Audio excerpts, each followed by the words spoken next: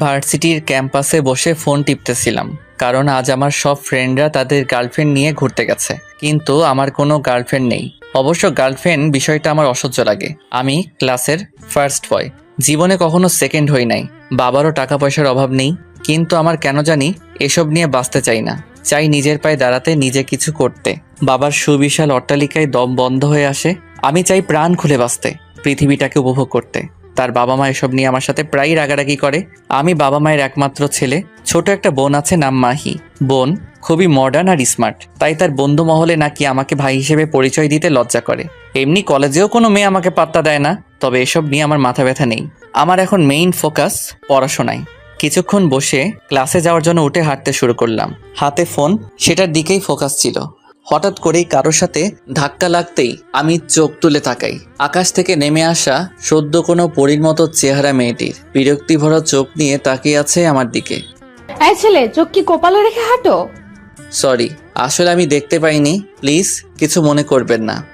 It's okay. বলেই মেয়েটা চলে গেল। মেয়েটিকে আগে কোনো দিন এই ভার্সিটিতে দেখিনি। আমি ক্লাসে এসে বসলাম। ক্লাস শুরু হতে এখনো 10 মিনিট বাকি, তাই একটা বই নিয়ে পড়তে শুরু করলাম। ক্লাসে কেউ নেই, আমি একা। কিছুক্ষণের মধ্যেই আস্তে আস্তে স্টুডেন্টরা আসতে শুরু করলো। বেল পড়ার সাথে সাথে প্রিন্সিপাল রুমে প্রবেশ করলো, যেটা দেখে অনেকেরই গলার পানি শুকিয়ে গেল। কিন্তু আমার স্বাভাবিকভাবে দাঁড়িয়ে আছি, কারণ প্রিন্সিপাল স্যার আমাকে খুব ভালোবাসেন। হ্যালো স্টুডেন্ট, আজ আমি একজনকে তোমাদের পরিচয় করিয়ে দিতে এসেছি। তোমরা অনেকেই জানো আমাদের আগের যে ইংলিশ টিচার তিনি রিটায়ার্ড নিয়েছেন, তাই নতুন একজন টিচার এসেছেন। আজ থেকে মিস তানিয়া তোমাদের নতুন ইংলিশ টিচার। মিস তানিয়া, ভেতরে আসুন। তখনই বাইরে দাঁড়িয়ে থাকা তানিয়া ক্লাসরুমে প্রবেশ করলো। কালো স্যুট পরে একটা মেয়েকে দেখে আমি কিছুটা অবাক হলাম, তবে দেখতে অনেক কিউট। নিজের দিকে তাকিয়ে মেয়েটি দাঁড়িয়ে থাকলো। আমি ঠিকমতো দেখলাম, এই তো সেই মেয়েটা যাকে আমি সকালে ধাক্কা দিয়েছিলাম। আল্লাহ জানে তার আজকে কি হবে। প্রিন্সিপাল আবার বলতে শুরু করলেন, উনি হলেন মিস তানিয়া।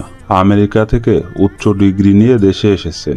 ওনার বাবা মা দেশেই থাকতেন, আর উনি দেশকে খুব ভালোবাসেন, তাই ওনার বিদেশে অনেক জবের অফার থাকলেও দেশে এসেছেন। এবং আমরা খুব আনন্দিত যে উনি আমাদের এখানে জয়েন করেছেন। মিস তানিয়া, তাহলে সবার সাথে পরিচয় হন। আমি আসি।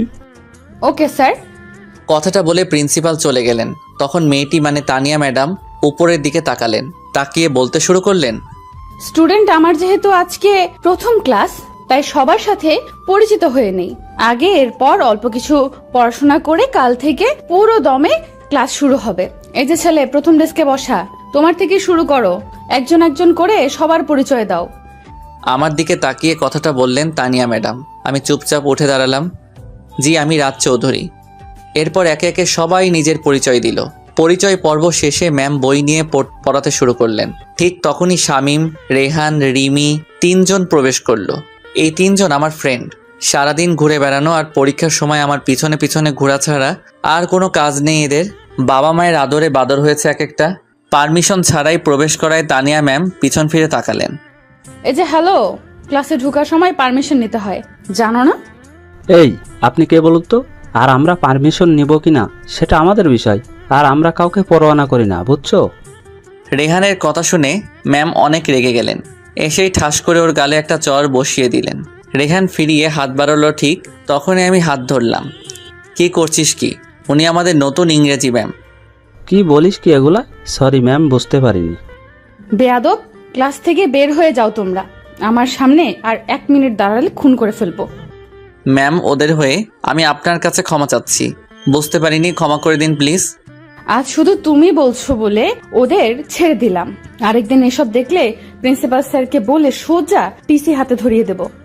ক্লাস শেষ করে আমি বেরিয়ে আসছিলাম, তখন পিছন থেকে ম্যাম ডাক দিলেন। আমি ম্যামের রুমের সামনে গিয়ে দাঁড়ালাম। ভয় হচ্ছে প্রচণ্ড। যদি কিছু বলেন সকালের বিষয় নিয়ে। কি হলো? ওইখানে দাঁড়িয়ে কি দেখছো? এখানে এসো। আমি ভিতরে প্রবেশ করলাম। এক কোণে চুপচাপ দাঁড়িয়ে রইলাম। ম্যাম তখন নিচের দিকে তাকিয়ে কিছু লিখছিলেন। কলমটা রেখে আমার দিকে তাকালেন। সকালে তোমার সাথে ওরকম বিহেভ করেছি, তার জন্য সরি। আপনি কেন সরি বলছেন? দোষটা আমার ছিল। তুমি তো ক্লাসের ফার্স্ট বয়, আর তোমার প্রশংসা প্রিন্সিপাল স্যারের কাছে অনেক শুনেছি। তুমি নাকি তোমার বাবার বিশাল সম্পত্তি রেখে এখানে সাদামাটা চলাফেরা করো। স্যার একটু বাড়িয়েই বলেছেন, তবে যথাসম্ভব নিজে কিছু করার চেষ্টা করব। গুড। বাট তোমার একটা জিনিস আমার কাছে খারাপ লাগলো। কি ম্যাম, প্লিজ বলুন, আমি শোধরানোর চেষ্টা করব। তুমি এত ভালো একটা ছেলে হয়ে ওই বাজে ছেলে মেয়েদের সাথে ফ্রেন্ডশিপ করছো, এটা তোমার করা একদমই ঠিক হয়নি। ম্যাম, ওদের সাথে ছোট থেকে একসাথে বড় হয়েছি। ওরা একটু দুষ্ট, কিন্তু একদিন ঠিকই ভালো হয়ে যাবে। রাজ, তুমি যেভাবে পৃথিবীটাকে মনে করো সহজ, পৃথিবীটা তত সহজ নয়। বড় রহস্যময় এই পৃথিবী। ওদের কাছ থেকে যথাসম্ভব দূরে থাকার চেষ্টা করবে। একটা কথা হয়তো জানো, সৎসঙ্গে স্বর্গবাস আর অসৎ সঙ্গে সর্বনাশ। আমি আমার সর্বোচ্চ চেষ্টা করব। এই তো, গুড বয়। আচ্ছা, তাহলে এখন কি বাসায় যাবা? জি। ওকে, সাবধানে যাও। আমি ম্যামের রুম থেকে বেরিয়ে আসলাম, মুখে মৃদু হাসি নিয়ে। এই হাসির কারণ অজানা। আমার এরকম অদ্ভুত হাসি দেখে রেহান, শামীম, রিমা এগিয়ে আসলো। কি তাহলে আমাদের দেবদাসের জীবনেও প্রেম এসে গেছে, তাও প্রথম দিনেই? আরে কি বলিস তোরা? এসব আজে বাজে প্রেমে পড়ার চেয়ে কার্টুন দেখে হাসতে হাসতে খাট থেকে পড়ে যাওয়া ভালো। তবে যাই বলিস, মেয়েটা কিন্তু দেখতে সেই, কি নরম হাত। ওর হাতে থাপ্পড় খেয়ে নিজেকে ভাগ্যবান মনে হচ্ছে। কথাটা শুনে আমার রাগ হতে লাগলো। ছি রেহান, তুই এত খারাপ? উনি আমাদের শিক্ষক, আর শিক্ষককে নিয়ে এসব বাজে মন্তব্য করতে তোর একটু মুখে বাঁধলো না? এটা কিন্তু রাজ একদম ঠিক বলেছে। রেহান, ইদানিং একটু বেশি উচ্ছৃঙ্খল হয়ে যাচ্ছিস। আচ্ছা সরি বাবা, আমি তো শুধু কথা বলেছি। ওদিকে রাজ্যে ম্যামকে নিয়ে কল্পনার রাজ্য সাজাচ্ছে আর একা একা হাসছে তার বেলায়। রাজ শিওর ম্যামের প্রেমে পড়েছে। না হলে আমরা গণিতের টাকলা স্যারকে নিয়ে কত বাজে মন্তব্য করি, তখন তো কিছু বলে না। তাহলে এই ম্যাডামকে নিয়ে কথা বলতেই কেন রেগে গেল? প্রেম হলো একটা পরীক্ষা, যেখানে পাশের হারের চেয়ে বাঁশের হার অনেক বেশি। আর তোমরা যেহেতু বাঁশ খেতে খেতে অভ্যস্ত, তাই বাঁশ খাও, আমি গেলাম। কথাটা বলেই আমি বাড়ির দিকে রওনা দিলাম, আর সবাই ব্যস্ত হয়ে গেল আড্ডায়। ওদিকে তানিয়াও সব কাজ শেষ করে বাসায় ফিরল। এখানে তানিয়াদের একটা বাসা আছে। তানিয়া আর ওর এক বান্ধবী থাকে। ওই বান্ধবী নার্সিং কলেজে পড়ে, আর তানিয়ার বাবা মাও দেশে নেই, তাই তানিয়া ওর বান্ধবীর সাথে শেয়ার করে থাকে।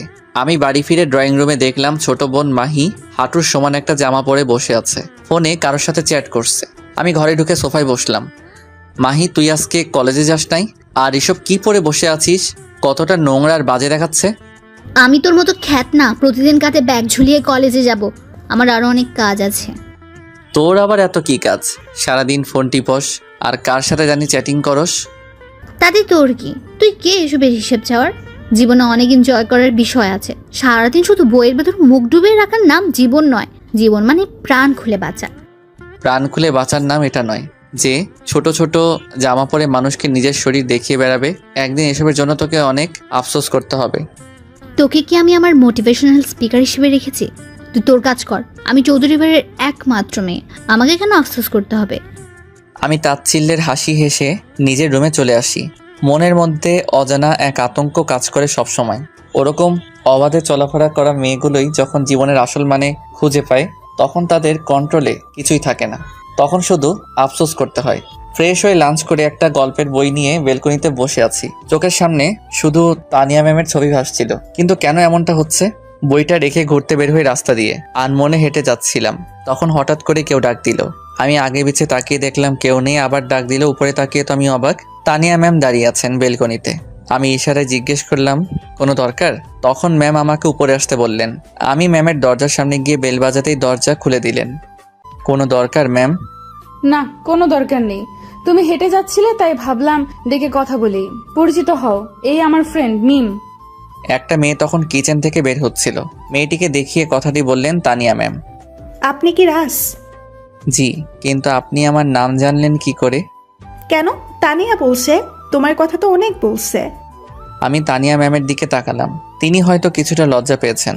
লজ্জা মাখা মুখটা দেখতে অসম্ভব সুন্দর লাগছিল।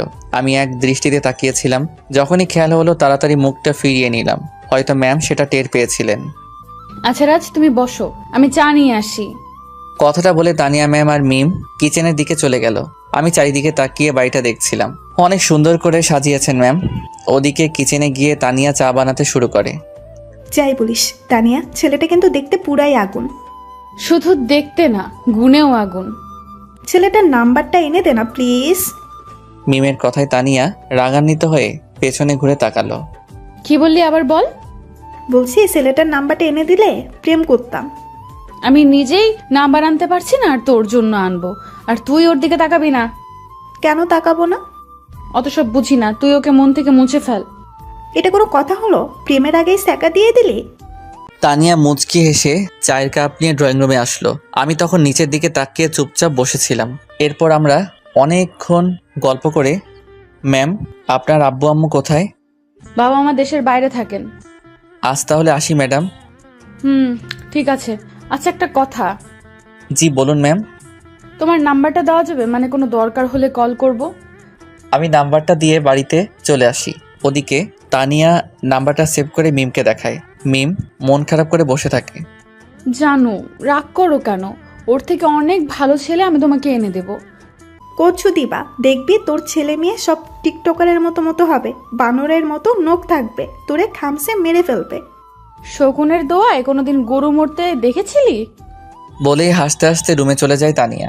আমি বাড়িতে এসে পড়তে বসি, কিন্তু আজ কেন জানি কিছুতেই মন বসছিল না, তাই শুয়ে পড়লাম। হালকা একটা ঘুম দিয়ে আবার পড়তে বসলাম। কিছু সময় পড়ালেখা করে ডিনার করে শুয়ে পড়ি। ঘুম আসছিল না, তাই আমি কিছু সময় রুমে পায়চারি করলাম। একটু পর এসে আবার শুয়ে পড়লাম। হঠাৎ করে ফোনে রিং বাজতে শুরু করলো। আমি কিছুটা অবাক হয়ে ফোনটা তুলে ওপাশ থেকে একটা মেইলি কণ্ঠ ভেসে আসলো। আসসালামু আলাইকুম, কে বলছেন? ওয়ালাইকুম আসসালাম। তুমি কি রাজ? জি বলুন। আমি তানিয়া। ম্যাম আপনি, কোনো প্রয়োজন? না, এমনি ঘুম আসছিল না, তাই ভাবলাম তোমাকে কল করে দেখি কি করো। আমারও একই অবস্থা, কিছুতেই ঘুম আসছিল না। এরপর দুজন কিছু সময় কথা বলে ঘুমিয়ে যাই। এভাবেই বাড়ি ভার্সিটি করে প্রায় 7 সপ্তাহ কেটে গেল। এখন অনেকটাই স্বাভাবিক ম্যামের সাথে, তবে ম্যামের ব্যবহার আমার কাছে কেমন যেন লাগে। পরের দিন ভার্সিটিতে একটা অনুষ্ঠান ছিল। প্রাইভেট ভার্সিটি হওয়ায় ক্যাম্পাস তেমন একটা বড় না, তাই একটা বিশাল পার্টি সেন্টারে আয়োজন করা হয়। আমি এসবে যাই না, তবে এবার ম্যাম আমাকে থাকতে বলেছেন, তাই ভাবছি যাব। পরের দিন সকালবেলা আমি রেডি হচ্ছিলাম। সাদা একটা পাঞ্জাবি পরে চুলগুলো ঠিক করে বেরিয়ে পড়লাম। পার্টি সেন্টারে আসতেই মনটা খারাপ হয়ে গেল। আমি চারদিকে ছেলেমেয়েরা মডার্ন ড্রেস পরে লাফালাফি করছে, কেউ বয়ফ্রেন্ডের হাত ধরে ঘুরছে। সব মিলিয়ে জায়গাটা যে একটা শিক্ষা প্রতিষ্ঠানের অনুষ্ঠানের জন্য সেটা বোঝা যাচ্ছিল না। একটু পর অনুষ্ঠান শুরু হলো। আমার পাশের চেয়ারটা খালি ছিল। হঠাৎ করে একটা নীল শাড়ি পরা মেয়ে বসে পড়লো। সেখানে আমার পুরো মনোযোগ স্টেজের দিকে, তাই খেয়াল করিনি। যখন খেয়াল করলাম তখন তো আমি অবাক। তানিয়া ম্যাডাম শাড়ি পরেছেন, অসম্ভব সুন্দর লাগছিল ওনাকে। কি হলো রাজ, এভাবে তাকিয়ে আছো কেন? আমাকে কি বেশি বাজে লাগছে? ছি ছি, এসব কি বলছেন? আপনাকে অনেক সুন্দর লাগছে। ধন্যবাদ, তোমাকে অনেক কিউট লাগছে। অনুষ্ঠান শেষ হতেই স্টুডেন্টরা বিশৃঙ্খলা শুরু করলো। আমি আর তানিয়া ম্যাম একপাশে দাঁড়িয়েছিলাম। ছেলেমেয়েরা ড্রিঙ্ক করা আরম্ভ করলো। আমি আর এক মুহূর্ত সেখানে দাঁড়ালাম না। পার্টি সেন্টারটা অনেক বড় ছিল, তাই দ্বিতীয় তলায় গেলাম। সেখানে একই অবস্থা। আমি আনমনে হাঁটছিলাম। হঠাৎ করেই আমার নজর পড়ে একটা রুমে। রুমের ভেতরে তাকাতেই চোখ বয়ে 2 ফোঁটা অশ্রু গড়িয়ে পড়ল। ভিতরের কেউ নয়, আমার একমাত্র ছোট বোন মাহি একটা ছেলের সাথে অন্তরঙ্গ সম্পর্কে লিপ্ত আছে। আমি আর থাকতে পারলাম না, সোজা নিজের বাসায় চলে আসলাম। পিছন থেকে ম্যাম অনেকবার ডাকলেও না শুনেই হাঁটছিলাম। আমার এমন ব্যবহারে তানিয়া কিছুটা অবাক হলো। বাড়িতে এসেই আমি আব্বু আম্মুকে চিৎকার করে ডাকতে থাকলাম। আমার চিৎকার শুনে বাবা মা নিচে নামে। কি হয়েছে রাজ, এরকম চিৎকার করছো কেন? আমি কতবার নিষেধ করেছিলাম মাহিকে এভাবে অবাধ ঘোরাফেরা থেকে বাধা দাও, না তোমরা আমার কথা শুনলে না। আজ যদি ওকে বাধা দিতে এরকম দিন দেখতে হতো না। কি হয়েছে বাবা, বল আমাদেরকে। আমি সব ঘটনা খুলে বললাম। আম্মু সোজা মাটিতে বসে পড়ল। পুরো বাড়ি নিস্তব্ধ। কিছুক্ষণ পর মাহি বাড়িতে প্রবেশ করলো। কোথায় গিয়েছিলি? কোথায় যাব? কলেজে গিয়েছিলাম। আমি নিজের রাগকে কন্ট্রোল করতে পারলাম না, গিয়ে কয়েকটা থাপ্পড় বসিয়ে দিলাম মাহির গালে। বাবা নিশ্চয় হয়ে দাঁড়িয়ে দেখছিলেন, কারণ কখনো আমাকে এতটা ভয়ঙ্কর দেখায়নি। আব্বু আম্মু তোমরা দাঁড়িয়ে কি দেখছো? রাজ আমার গায়ে হাত তুললো কেন? বেশ করেছে, যে কাজটা এতদিন আমরা করতে পারিনি আজ সেই কাজটা ও করেছে। এতদিন ঠিক মতো তোকে শাসন করলে আজ তুই এত নিচে নামতে পারতি না। আমি টেনে নিয়ে রুমের দরজা আটকে রাখি মাহিকে। কখনো চিন্তা করিনি আমার একমাত্র ছোট বোনটার গায়ে হাত তুলবো, কিন্তু সময় এমনই, কখন কাকে কিভাবে কোথায় এনে ফেলে তা বোঝা বড়ই রহস্যময়। আমি কিছু ভাবতে পারছি না। রুমে গিয়ে শুয়ে রইলাম। তখনই ম্যামের ফোন আসলো। রাজ, তোমার কি হয়েছে? কিছু না ম্যাম। কিছু তো একটা হয়েছে। আমি পেছন থেকে কত করে ডাকলাম, তুমি একটাবার ফিরেও তাকালে না। আমার ফ্যামিলির কিছু প্রবলেম, কালকে ভার্সিটিতে এসে বলবো। ওকে আচ্ছা তাহলে রাখি ম্যাম। ঠিক আছে, গুড বাই। আমি মাহি রুমে গেলাম। মাহি উল্টো হয়ে শুয়ে আছে। আমি গিয়ে মাথায় হাত বুলাতে শুরু করলাম। মাহি কান্না করছে শুধু, আর কোনো কথা বলছে না। মাহি বোন আমার, বর্তমান সময়টা বড় কঠিন, লড়াই করে বাঁচতে হবে। তোকে আমি আগেই বলেছি যে আধুনিকতার অহংকারে মাটিতে পা পড়ছে না, সে আধুনিকতা একদিন মাটির সাথে মিশিয়ে দিবে। ভাইয়া আমরা দুজন দুজনকে খুব ভালোবাসি। প্রমাণ করতে পারবি? যদি পারিস, কথা দিলাম আমি তোকে ওই ছেলের সাথে বিয়ে দিব। কিভাবে করব? তুই এখনই ওই ছেলেকে কল কর আর বল তুই ওকে বিয়ে করতে চাস। আব্বু আম্মু তোর জন্য ছেলে দেখছে। মাহি আমার কথা মতো কাজ করে ছেলেটিকে কল করে বলে যে সে তাকে বিয়ে করতে চায়, কিন্তু ছেলেটি নানা অজুহাত দেখিয়ে বিয়ে করতে চায় না। মাহির আজকে জড়িয়ে ধরে কান্নায় ভেঙে পড়ে। ভাইয়া তুই আমাকে ক্ষমা করে দিস, তোকে আমি অনেক কষ্ট দিয়েছি, আমার কারণে তোকে অনেক কথা শুনতে হয়েছে। তুই বুঝতে পেরেছিস? এটাই অনেক। তোর প্রতি আমার কোনো অভিযোগ নেই। আমি মাহিকে শুইয়ে দিয়ে বাসার বাইরে চলে আসি। এসে শামীম রেহানকে কল দেই। ছেলেদের ফ্রেন্ডশিপে এই একটা জিনিস অসাধারণ। কোনো ফ্রেন্ড বিপদে পড়ে আসতে বললে একটা মেয়ে ফ্রেন্ড যেখানে 10 মিনিট টাইম নেয়, সেখানে একটা ছেলে 1 মিনিটও টাইম নেয় না। আমি সেখানে দাঁড়িয়ে থাকতে থাকতে শামীম আর রেহান চলে এলো। কি রে দোস্ত, তুই তো এই সন্ধ্যার সময় বাড়ি থেকে বেরোস না, আজকে এত আর্জেন্ট কল? দোস্ত, আমার সাথে একটা মার্ডার করতে পারবি? কি বলিস এসব? আর কাকে মার্ডার করবি? আমি শামীম আর রেহানকে পুরো ঘটনা খুলে বলে খান্নায় ভেঙে পড়ি। দোস্ত, ওই ছেলের পৃথিবীতে বেঁচে থাকার কোনো অধিকারই নেই। চল, আর কেউ থাকুক আর না থাকুক, আমি তোর সাথে আছি। ছেলেটিকে তো আমরা যা করার করলাম, কিন্তু মাইকে কে বিয়ে করবে? রাজ, তোদের কোনো আপত্তি না থাকলে আমি বিয়ে করব মাহিকে।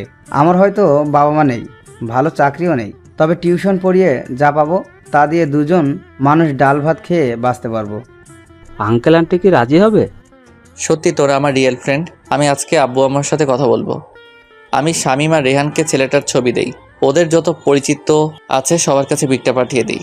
আমি ফিরে আসছিলাম তখন ম্যামের বাসার সামনে আসি। কল দিবে কিনা ভেবে পাচ্ছে না। শেষে কল না করে বাসায় চলে যাই। কলিং বেল বাজাতেই ম্যাম এসে দরজা খুলে দেয়। রাজ ভেতরে আসো। আমি ভিতরে গিয়ে বসি। তখন ম্যামের বান্ধবী মিম বাড়িতে ছিল না, তাই আমার অস্বস্তি হতে শুরু করলো। ম্যাম 2 কাপ চা নিয়ে এসে বসলেন। রাজ তোমার কি এমন হলো যে এত রেগে বেরিয়ে গেলে? আমি তো টেনশনে পড়ে গিয়েছিলাম। আমি সব ঘটনা খুলে বলি ম্যামের কাছে। ম্যাম অবাক হন পুরো ঘটনা শুনে। এত কিছু ঘটে গেছে এই একদিনের মধ্যে, সত্যি জীবনটা অনেক রহস্যময়। আচ্ছা, আজ তাহলে আসি ম্যাম, কালকে ভার্সিটিতে দেখা হবে। কাল তো আমি ভার্সিটিতে যেতে পারবো না। কেন ম্যাম, কোনো সমস্যা? আরে না, কাল আমার আব্বু দেশে আসছেন, তাদের আনতে যেতে হবে। তবে কাল বিকেলে তুমি একবার আসবে, আমার আব্বু আমার সাথে পরিচয় করিয়ে দেব। Okay ma'am. আমি বেরিয়ে আসি। তখন মিম উপরে উঠছিল। আমাকে দেখে মুচকি হেসে উপরে চলে যায়। আমি কিছু বুঝতে না পেরে চলে আসি। বাসায় আসার পর দেখি তার বাবা মার মুখ কালো। সবাই এই বিষয়টা নিয়ে চিন্তিত। আমি গিয়ে শামীমের কথা বলি। বাবা মা কোনো আপত্তি করেনি। পরের দিন তাকে আসতে বলে। আমি কল করে শামীম আর রেহানকে জানিয়ে দিই। মাহি রুমের সামনে যাই। চেয়ারে হেলান দিয়ে বসা ছিল। মুখটা মলিন হয়ে গেছে। সারা মুখে কান্নার ছাপ স্পষ্ট। পৃথিবীতে মৃত লাশ দেখে সবাই কাঁদে, কিন্তু জীবিত লাশের দিকে কেউ ফিরেও তাকায় না। আর মানুষ অনেক সময় জীবনে এমন আঘাত পায় যার ফলে সে জীবিত লাশে পরিণত হয়। আমি গিয়ে মাহিকে ধরে বিছানায় নিয়ে বসাই। চল, আমাদের সাথে ডিনার করবি। প্লিজ বোন চল, আমাদের সাথে একসাথে থাকলে তোর ভালো লাগবে, এসব থেকে বেরোতে পারবি। ভাইয়া তুই চলে যা, আমাকে একা থাকতে দে প্লিজ। আচ্ছা, একা থাকবি? এখন আগে খাবারটা খেয়ে নেই, কাল তোকে দেখতে আসবে। কি? কে আমাকে বিয়ে করবে? আমি কারো জীবনে অভিশাপ হয়ে যেতে চাই না। চাই না কারো সুন্দর জীবনকে আমার নোংরা জীবনের সাথে জড়িয়ে নষ্ট করতে। কী সব বলছিস? আমার ফ্রেন্ড শামীমকে তো চিনিস, ওই তোকে বিয়ে করতে চায়। এসব কথা পরে হবে, এখন চল আগে ডিনার করবি।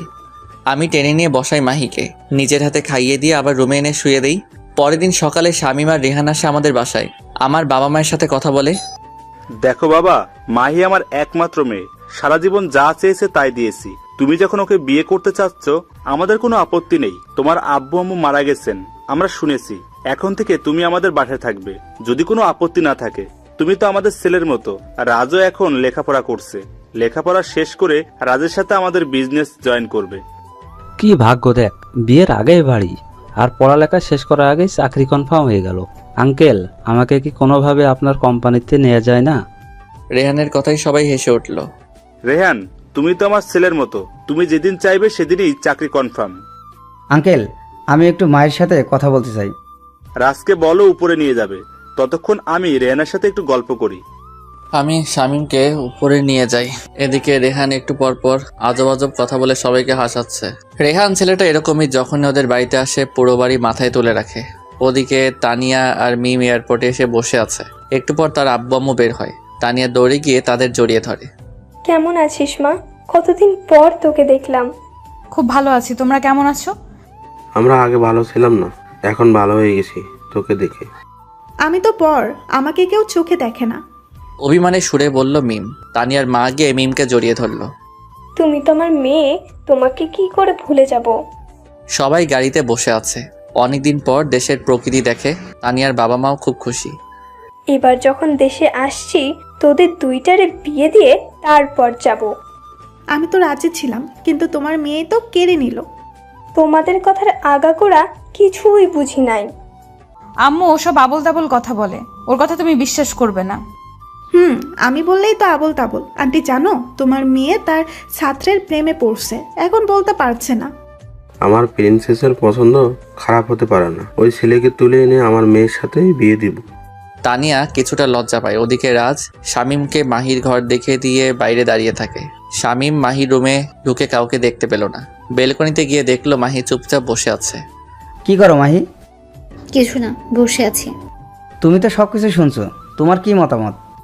দেখেন, আপনি ভাইয়ার ফ্রেন্ড, সাথে অনেক ভালো একজন মানুষ। আপনি আমার মতো একটা খারাপ মেয়েকে কেন বিয়ে করবেন? আপনি আমার থেকে অনেক ভালো মেয়ে ডিজার্ভ করেন, আর আমি কারো অনুগ্রহ হয়ে তার জীবনে যেতে পারবো না। তুমি কি মনে করছো তোমার ঘটনার কারণে অনুগ্রহ করে তোমাকে বিয়ে করেছি? তা নয় তো কি? দেখো মাহি, আমি তোমাকে অনেক আগে থেকেই পছন্দ করি, শুধু তুমি রাজের বোন বলে বলতে পারিনি। আর তোমার সাথে যা ঘটেছে তা শুধু একটা অ্যাক্সিডেন্ট মাত্র। প্লিজ তুমি রাজি হয়ে যাও। মাহি মুচকে একটা হাসি দেয়। শামীম হাসি মুখে মাহিকে জড়িয়ে ধরে। আমি অনেকক্ষণ থেকে দাঁড়িয়ে থাকতে থাকতে ভিতরে প্রবেশ করি। এ অবস্থা দেখে মুচকি হাসে মাহি, লজ্জা পেয়ে বেরিয়ে যায়। আমি বেরিয়ে আসি। আমি তখন ম্যাম বাসায় আসার পর কেমন আছো? জি অনেক ভালো। ভেতরে আসো, তোমার ম্যাম উপরে আছে। আমি ভিতরে যাই। একটু পর তানিয়া ম্যাম আসে, সাথে তার বাবা মাও। আমি তানিয়ার বাবা মাকে সালাম দেই। ওনারাও হাসি মুখে আমার সাথে গল্প করে। আসলে আমার আসার কারণ হচ্ছে আমার ছোট বোনের বিয়ে 3 দিন পর। আপনারা সবাই গেলে খুব খুশি হব। অবশ্যই যাব, তোমার আব্বু আম্মুর সাথে দেখা করার অনেক ইচ্ছে। তাহলে আজ আমি যাই, বাড়িতে অনেক কাজ। আমি নিজের বাড়িতে এসে রুমে গিয়ে শুয়ে আছি। প্রতিটা মুহূর্তই ম্যামের কথা মনে হতে থাকে। ম্যামের ক্লাসে যতটা রাগী তার সাথে ততটাই হাসি খুশি। একটা মানুষের দুইটা বিপরীত রূপ। ওদিকে তানিয়া ওর নিজের রুমে বসে আছে চেয়ারে হেলান দিয়ে। আমাকে প্রথম যেদিন দেখেছিল সেদিনই নিজের মনের ভিতর অদ্ভুত এক ফিলিংস কাজ করেছে। আমার প্রতিটা কাজ মুগ্ধ করে তানিয়াকে। এই কয়দিনে যতটুকু বুঝেছে ওর আমাকে চাই, সেটা যে করেই সম্ভব। তানিয়া অনুষ্ঠানে একসাথে তোলা ছবিগুলো নিয়ে এক দৃষ্টিতে তাকিয়েছিল। কখন যে তার আব্বু আম্মু এসেছে খেয়াল নেই। তাদের দেখতেই ফোনটা লুকিয়ে ফেলে। আব্বু আম্মু তোমরা কখন আসলে?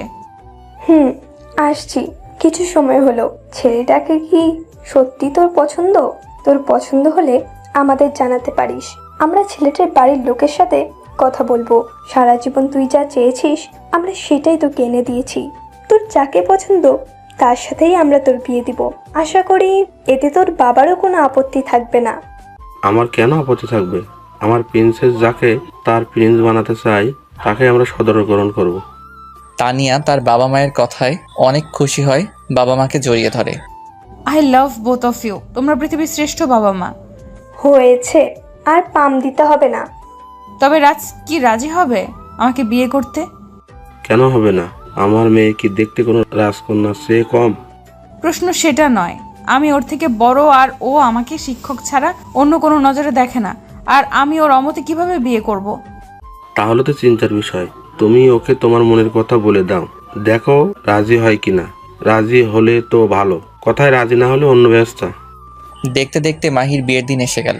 শামীম আর মাহিকে অনেক সুন্দর করে সাজানো হয়েছে। মাহিকে দেখতে অনেকটা রাজকন্যার মতো লাগছে। আমিও খুব খুশি। একে একে সব গেস্ট আসতে শুরু করলো। তানিয়া ম্যাম আর তার বাবা মাও আসলো। তানিয়া মনে মনে চিন্তা করলো আজই আমাকে তার মনের কথা বলবে, কিন্তু কিভাবে সে সুযোগ খুঁজতে লাগলো। সবাই ব্যস্ত। আমি একটা চেয়ারে বসা ছিলাম। তখন রেহানের বোন মাইশা আর কিছু মেয়ে এসে পাশে বসলো। আমি ওদের সাথে গল্প করছিলাম। বেশ হেসে হেসে দূর থেকে এটা দেখছিল তানিয়া কাছে যাবে, কিন্তু কাছে গেলে কি বলবে সে আর থাকতে পারলো না। কাছে যেতে দেখলো একটা মেয়ে আমার গা ঘেঁষে বসে হাত ধরে কথা বলছিল। তানিয়া মনে মনে ভাবলো হয়তো মেয়েটির সাথে আমার কোনো সম্পর্ক আছে, কিন্তু আমি তো কখনো এই ব্যাপারে কিছু বলিনি। তানিয়া কোনো কথা না বলে চুপচাপ নিজের বাসায় চলে আসলো। বাসায় এসে দরজা বন্ধ করে কান্না করতে লাগলো। কেন করলে এরকম রাজ? সারা জীবন কোনো ছেলের দিকেই তাকায়নি, শুধু একজনকে ভালোবাসবো বলে। সেই একজন হয়তো তুমি ছিলে। এটা ভেবে মনের গভীরে কত ভালোবাসার খেলাঘর তৈরি করেছিলাম। আজকে এক নিমিষে সেগুলো ভেঙে দিলে। কেন এমন করলে? কেন কেন? এখন তো আমার বেঁচে থাকার আর মরে যাওয়ার সমান। ভালোবেসে যারা জীবন দিয়ে চলে গেছে তারাই ভালো করেছে, তা না হলে প্রতিদিনই নতুন করে মনের মরণ হইতো। ওদিকে আমি তানিয়া ম্যামের বাবা মাকে নিজের বাবা মায়ের সাথে পরিচয় করিয়ে দেই। আমার বাবার সাথে ওনারা গল্প করছিলেন। আমি প্রথমে ম্যামকে দেখেছিলাম, এরপর কোথায় গেলেন আর খুঁজে পেলাম না, তাই ওনার ফ্রেন্ড মিমকে দেখে কাছে পেলাম।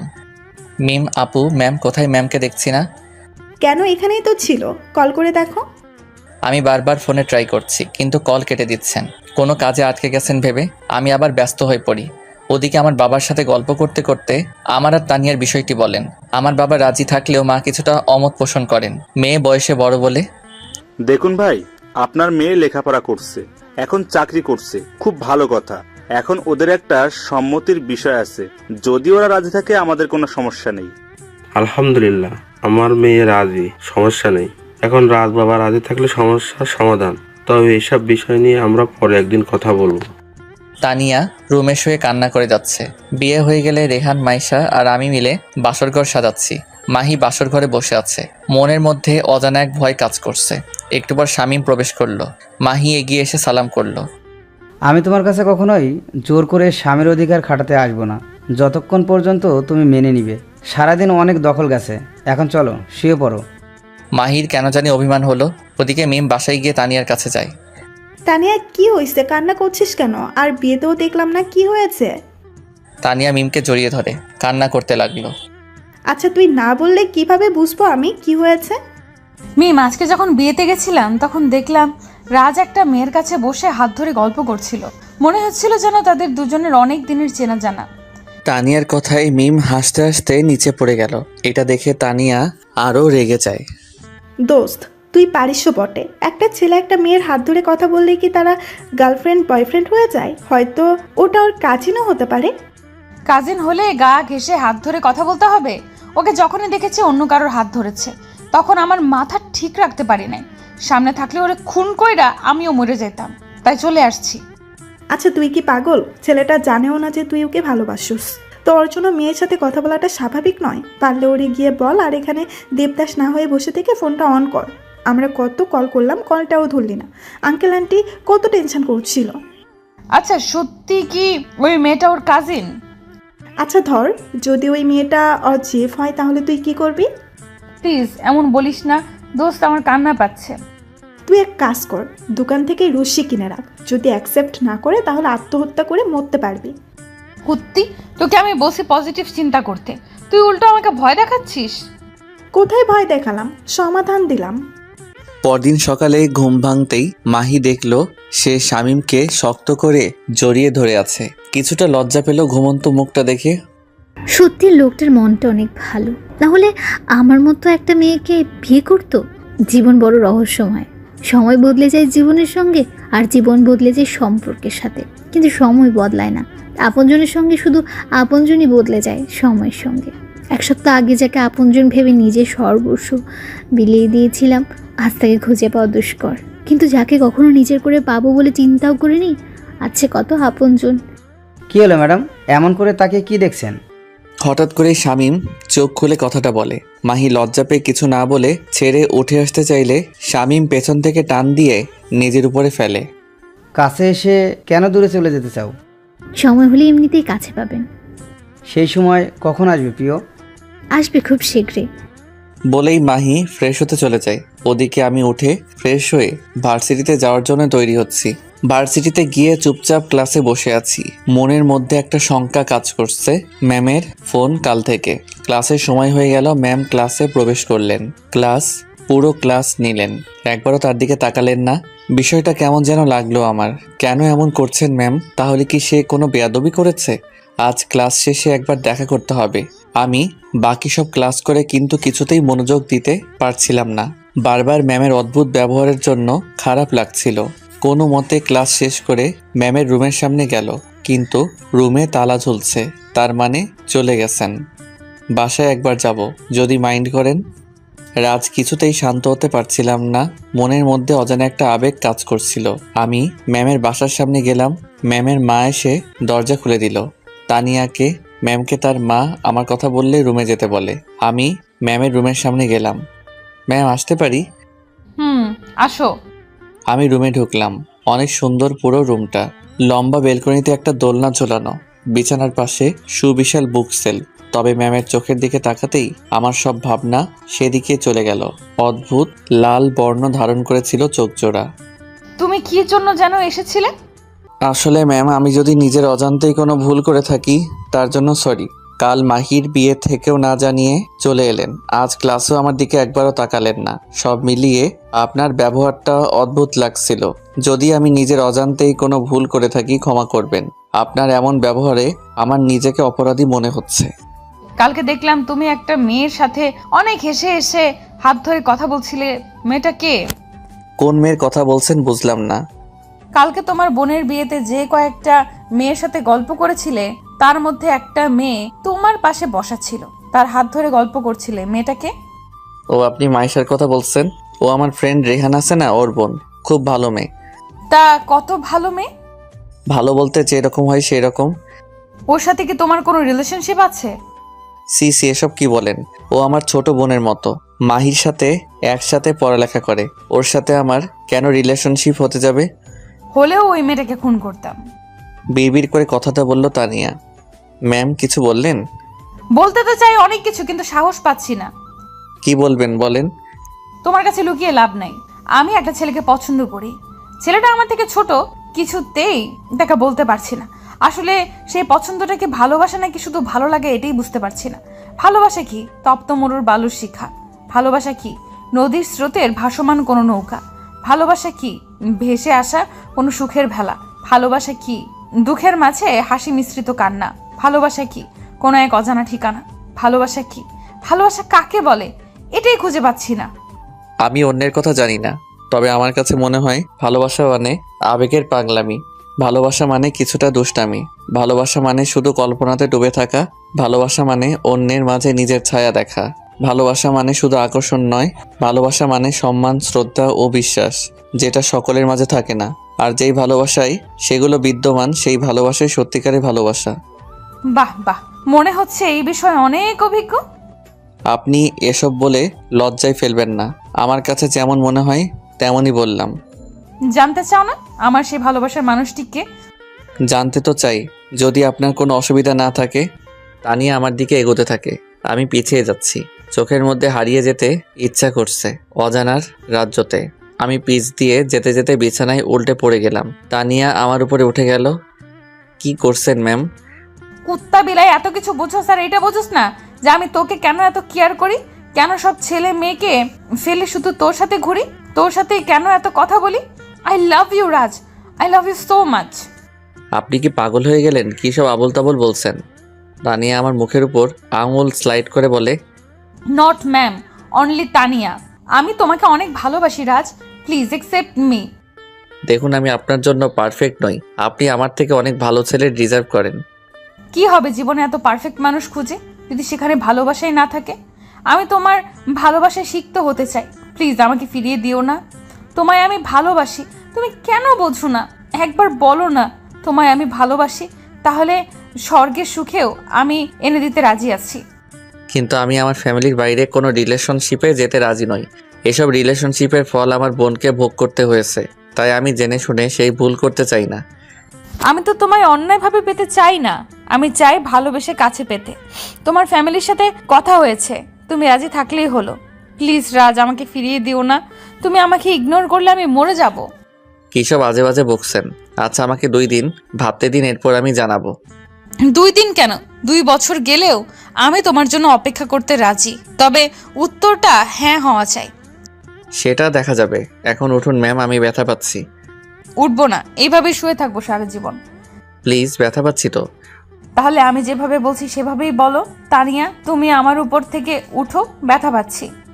অসম্ভব, আপনি আমার শিক্ষক, আপনাকে কিভাবে এসব বলবো? শালা বানর, উগান্ডার হাতি, অস্ট্রেলিয়ান জিরাফ, টিকটিকির ডিম। শিক্ষক শুধু ভার্সিটিতে, এখানে নয়। যতক্ষণ না পর্যন্ত উঠবো না এইভাবেই শুয়ে থাকবো। আমি বুঝতে পারলাম তাকে বলতেই হবে, তাই চোখ বন্ধ করে বললাম, তানিয়া তুমি আমার উপর থেকে উঠো, ব্যথা পাচ্ছি।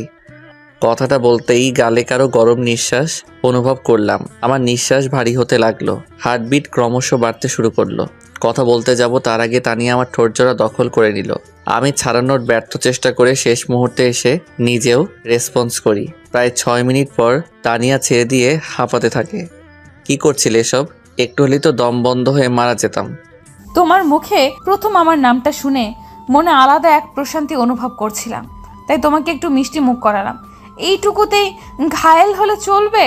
আরো কত কিছু করার বাকি আছে। বললাম তো 2 দিন পর জানাবো। এর আগে এসব করলে ডিরেক্ট না করে দিব।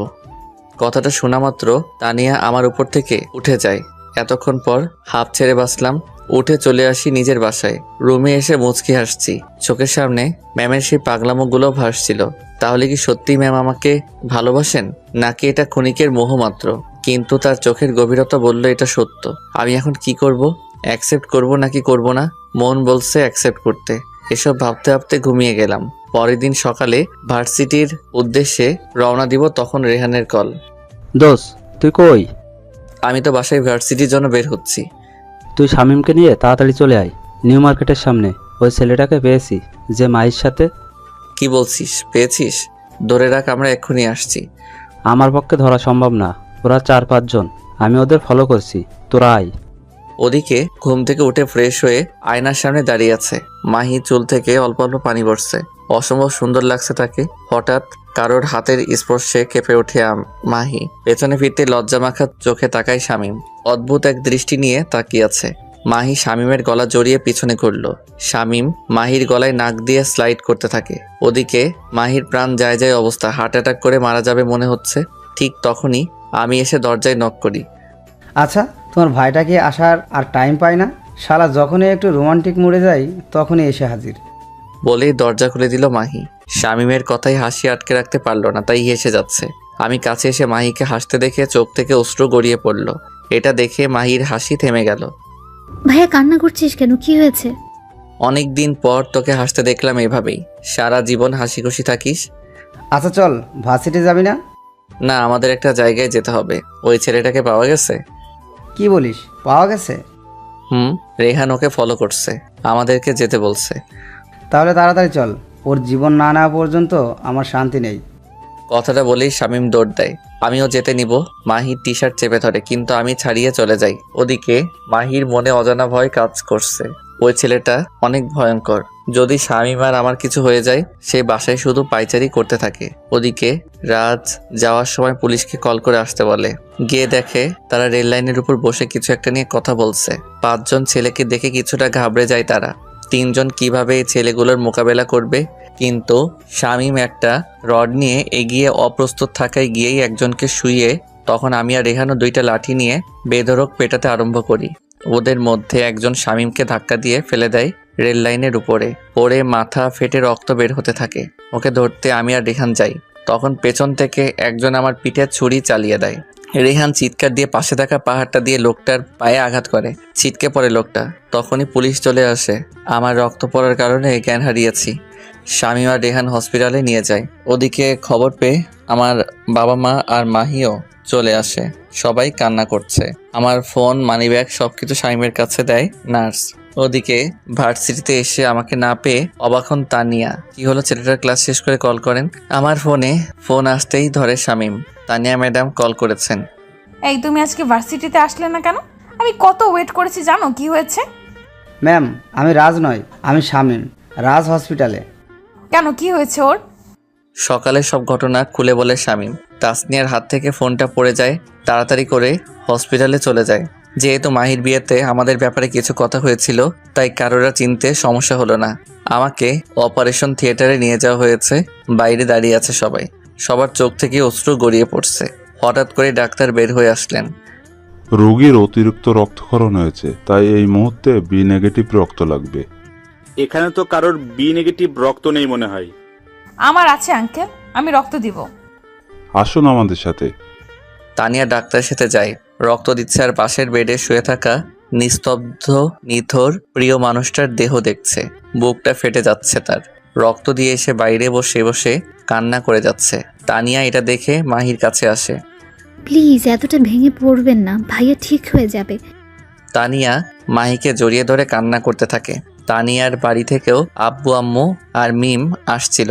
অনেক চেষ্টা করছে বাসায় নিয়ে যাওয়ার জন্য, কিন্তু যায়নি। রেহান আর শামীম সবাইকে জোর করে বাসায় পাঠিয়ে দেয়। এখানে শুধু আমার বাবা থাকেন। আমার বাবা তানিয়ার কাছে আসেন। এতটা ভালোবাসো আমার ছেলেকে? তানিয়া কান্না করে আমার বাবাকে জড়িয়ে ধরে। রাত প্রায় 10টা, এখনো কেউ এক ফোঁটা পানিও মুখে তোলেনি। হঠাৎ ডাক্তার এসে বলেন আমার জ্ঞান ফিরেছে। সবার মুখে কিছুটা স্বস্তির ভাব আসে। প্রথমে আমার বাবা ভিতরে যান, একটু পর শামীম আর রেহান যায়। কেমন আছিস রাজ? ভালো। মামা, তুই এটা কোনো কাজ করলি বল? আমি আবার কি করলাম? কি বলে? এমন একটা ভাব করছে যেন কিছুই জানে না। আরে বেটা, আমাদেরকে না জানিয়ে যে ইংরেজি ম্যামের সাথে লাইন মারতেছো। আরে না, কিসব বলছিস? আর বাটপারি করবি না। সুস্থ হওয়ার সাথে সাথে টিট দিতে হবে। ম্যাম কাল থেকে এসে এখানে কান্নাকাটি করছে, তোকে রক্ত দিয়ে বাঁচালো। কালকে থেকে কিচ্ছু খাচ্ছে না। এর মানে কি আমরা কি বুঝি না? রেহানার শামীম বেরিয়ে আসলে তানিয়া প্রবেশ করে। আমি তাকিয়ে থাকতে পারলাম না। তানিয়ার দিকে চোখ মুখ শুকিয়ে গেছে। মায়াবী মুখটা মলিন হয়ে গেছে দেখে বোঝা যাচ্ছে অনেক কান্না করছে। কেমন আছো? খুব ভালো। আসলে খুব ক্ষুধা লাগছে, কিছু খাবার কি পাওয়া যাবে? তুমি একটু ওয়েট করো, আমি এক্ষুনি নিয়ে আসছি। আমি মুচকে আসলাম। তাহলে কি সত্যি ম্যাম আমাকে ভালোবাসে? যদি সত্যি ভালোবেসে থাকে তাহলে আমি আর কষ্ট দিব না, নিজেও সারা দিব তার ভালোবাসায়। প্রায় 5 মিনিট পর ম্যাম খাবার নিয়ে রুমে প্রবেশ করলেন। আমার ক্ষুধা লাগেনি, এরপরেও বললাম, কারণ খাবারটা ওনাকে খাওয়াবো বলে। ম্যাম আমার মুখের সামনে খাবার এনে বলল, হা করো রাজ। আমি চুপচাপ খেয়ে নিলাম। অনেক যত্ন করে খাইয়ে দিচ্ছেন ম্যাম। বাকিটা আপনি খেয়ে নিন ম্যাম। না, আমি খেয়েছি, তুমি খেয়ে নাও। আমি জানি কতটা খেয়েছেন, এখন চুপচাপ খেয়ে নিন। আমি পরে খাবো, এখন তুমি খেয়ে নাও। তানিয়া, আমি দিচ্ছি, তুমি খাবে না? তানিয়া কথাটা শুনে অদ্ভুত দৃষ্টিতে কতক্ষণ চেয়ে রইল, চোখ থেকে অশ্রু গড়িয়ে পড়ল নিজের অজান্তেই। খাবার রেখে আমাকে জড়িয়ে ধরে কান্না করে দিল। তোমার মুখ থেকে এরকম কথা শোনার জন্য আমি কত অপেক্ষা করেছি তুমি চিন্তাও করতে পারবে না। আমি কতটা খুশি হয়েছি। হয়েছে তো, এখন খেয়ে নিন। তানিয়া খাবারটাকে আমার পাশে এসে বসলো, মুখে দুষ্টু হাসি। আমি অবাক হয়ে তাকিয়ে আছি। এভাবে তাকিয়ে কি দেখছো? কিছু না। আচ্ছা, আপনি সত্যি আমাকে ভালোবাসেন? আমার এমন প্রশ্নে মুখটা মলিন হয়ে গেল তানিয়ার। কত কিছু করেও আমাকে ছোট্ট কথাটি সে বোঝাতে পারিনি। তানিয়া আর থাকতে পারলো না, কান্না করে দিল। কি হলো, কান্না করছেন কেন? আমি কি করলে কিভাবে বুঝলা? তুমি বুঝবে, আমাকে বলো রাজ, আমি তোমাকে ভালোবাসি। বুঝলাম। কি বুঝলা? বুঝলাম যে আপনি আমাকে ভালোবাসেন। তাহলে আমার উত্তরটা? এখনো 2 দিন হতে 4 ঘন্টা বাকি। 4 ঘন্টা পরে জানাবো। তানিয়া রাগ করে চলে যেতে নিলে আমি হাত ধরে আটকে ধরলাম। ভালোবাসি। কাকে? আমার স্বপ্নের রাজকন্যাকে, যাকে প্রথম দেখার পর থেকে মনের মধ্যে ভালোবাসার ফুল ফুটতে শুরু করেছে তাকে। সেই রাজকন্যাটাকে? এখন আমি যার হাত ধরে শুয়ে আছি সে। তানিয়া মুচকি এসে পাশে বসলো। প্রায় 4 দিন পর আমাকে হসপিটাল থেকে ছাড়া হলো। এই কয়দিন তানিয়াও আমার সাথে ছিল। আমি এই কয়দিন তানিয়ার ভালোবাসা ভরা শাসনগুলো সহ্য করেছি। 2 বাড়ির লোকজন আমাদের বিয়ের দিন তারিখ ঠিক করেছে। 10 দিন পর আমাদের বিয়ে। এই কয়েকদিনে তানিয়া আর মাহির ভালো ফ্রেন্ডশিপ হয়ে গেছে। দেখতে দেখতে গায়ে হলুদের দিন চলে আসলো। রাত পোহালেই আমি তার হয়ে যাব। এইভাবে তানিয়ার খুশি আরো ধরছে। নিজের বাসার ছাদেই গায়ে হলুদের অনুষ্ঠানের আয়োজন করা হয়েছে। রুমে বসে সাজছিল তানিয়া। তখন একটা ছেলে এসে অনেক সুন্দর একটা গিফট বক্স দিয়ে গেল। তানিয়া অবাক হয় এটা দেখে। খুলে দেখে অনেক সুন্দর একটা চেন, মাঝখানে ওর আর আমার নাম লেখা, নিচে একটা চিরকুট। চিরকুট খুলতেই মুচকি হাসে আমার লেখা, তুমি কি জানো পাখি কেন ডাকে? তোমার ঘুম ভাঙাবে বলে। তুমি কি জানো ফুল কেন ফোটে? তুমি দেখবে বলে। তুমি কি জানো আকাশ কেন কাঁদে? তোমার মন খারাপ বলে। তুমি কি জানো তোমাকে সবাই পছন্দ করে কেন? তুমি খুব ভালো বলে। তুমি কি জানো তুমি এত ভালো কেন? তুমি আমার ভালোবাসা বলে। প্রিয়, তোমার স্নিগ্ধ হাতের স্পর্শে সকালের সূর্যটা দেখতে চাই। এই কয়দিনে ভালোবাসা কাকে বলে তুমি বুঝিয়েছ। এখন প্রশ্ন একটাই, তুমি আমাকে কতটা ভালোবাসো? তানিয়া নিজের ফোনটা হাতে নিয়ে আমাকে মেসেজ করে। তুমি যেমন বলতে পারবে না আকাশে কতগুলো তারা আছে, সাগরে কত ফোঁটা পানি আছে, ঠিক তেমনি আমিও বলতে পারবো না তোমার জন্য আমার হৃদয়ে কতটুকু ভালোবাসা আছে। তাই এই প্রশ্নের কোনো উত্তর আমার কাছে নেই। দেখতে দেখতে আমাদের দুজনের বিয়ে হয়ে গেল। আমি বাসর ঘরে যাওয়ার জন্য হাঁসফাঁস করছি, কিন্তু তার বন্ধুরা কিছুতেই ছাড়ছে না। তোর জন্য আমি ঠিক মতো বাসর করতে পারি নাই, এখন তুমি বাসর করবা? অসম্ভব, তা হতে পারে না। আজ তোকে এখানেই থাকতে হবে। প্লিজ দোস্ত, আমাকে যদি জীবিত দেখতে চাস তাহলে যেতে দেয়, না হলে কাল সকালে আমার দাফন করার ব্যবস্থা কর। তোরা তো জানিস ম্যাম কত ভয়ঙ্কর। শালা এখনো নিজের বউকে ম্যাডাম ডাকছে। ঠিক তখন মাহি সেখানে আসে। মাহিকে দেখে, ওই যে যার কাজে ব্যস্ত হয়ে পড়ে। আমিও এই সুযোগে বাসর ঘরের দরজা খুলে টুক করে ঢুকে পড়ি। এই তুমি ঘরে আসো, কাজ আছে। যাও মামা, তোমরা সবাইকে বাসর করো, আমি বসে ঘাস কাটি। স্বামী মুচকি হেসে চলে গেল। আমি রুমে ঢুকতেই তানিয়া এসে সালাম করলো। এই কি করছো ম্যাডাম? আসো, তোমার ম্যাডাম ডাকার স্বাদ মেটাচ্ছি। বলি আমাকে ধাক্কা দিয়ে ফেলে দেয় তানিয়া। কি যেন বলছিলে? কিছু না।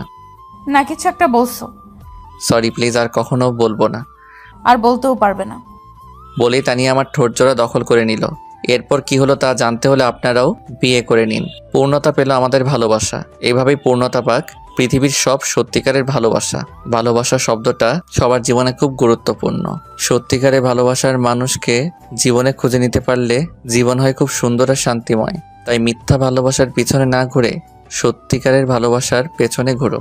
তার জন্য হাসো যে তোমার জন্য কাঁদে, তার জন্য লড়াই করো যে তোমাকে রক্ষা করে, আর ভালোবাসো তাকেই যে তোমাকে তোমার থেকেও বেশি ভালোবাসে। সত্যিকার ভালোবাসায় হাজারবার ঝগড়া হলেও কেউ কাউকে একা ফেলে যাওয়ার কথা ভাবে না।